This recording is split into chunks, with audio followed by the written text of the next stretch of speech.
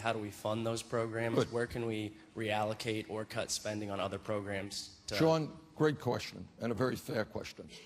And I start off with the premise that in the last 30 years, although my Republican friends don't like the term, there has been a massive redistribution of wealth in this country. It's gone from working families, trillions of dollars, to the top 1/10 of 1%.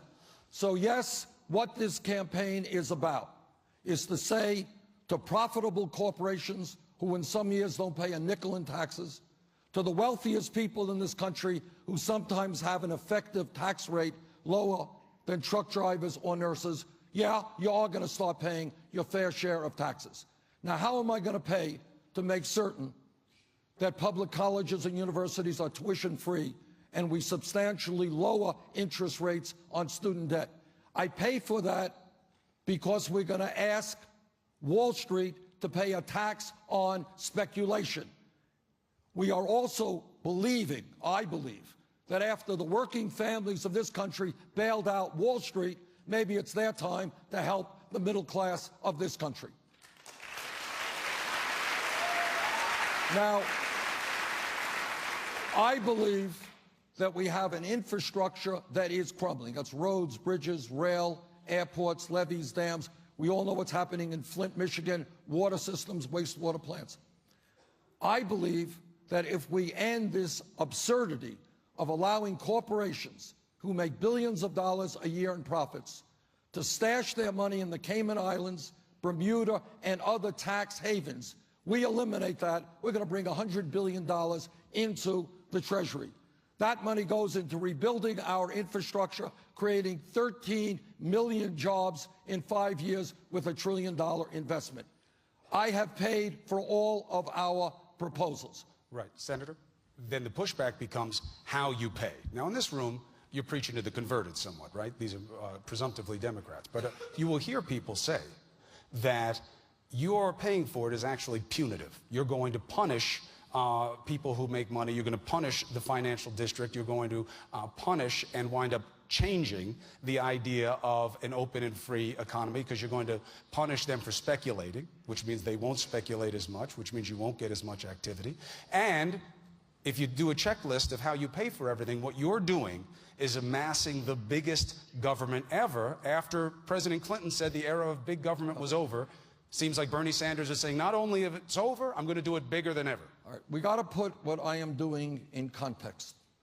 And here's the context. Today in America, we have more income and wealth inequality than we have had since 1928. There has, Chris, been a massive transfer of wealth. I'm talking about trillions of dollars from the pockets of working families into the hands of the top 1/10 of 1%. That's a fact.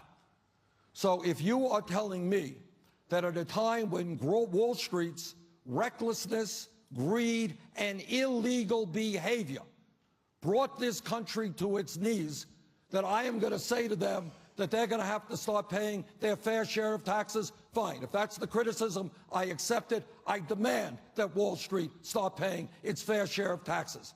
Second of all, and what about the idea that you're bringing back the era of big government and making it bigger than ever? Again, I believe, and Iowa has played a very interesting role in the fight for public education. And for 100+ years, what we have believed public education to be is up to the 12th grade. Free public education up to the 12th grade. Guess what? The world has changed. A college degree today is the equivalent of what a high school degree was 50 years ago. People want to criticize me? Fine. I believe that every kid in this country who has the ability and the desire should be able to get a higher education regardless of the income of his family. And I will pay for that through a tax on Wall Street speculation. They don't criticize the goal. They criticize the method of how you achieve it. Give me a yes or no on that. Is the era of big government back with President Sanders? The era of protecting the middle class and working families is certainly something that I will make happen. I believe, for example, that when my Republican colleagues talk about cutting Social Security, I say that when you're living on $12,000 a year Social Security, no, we shouldn't cut it. We should expand Social Security. And we do that by lifting the cap on taxable income. So, Chris, this is what I think. This is what I think.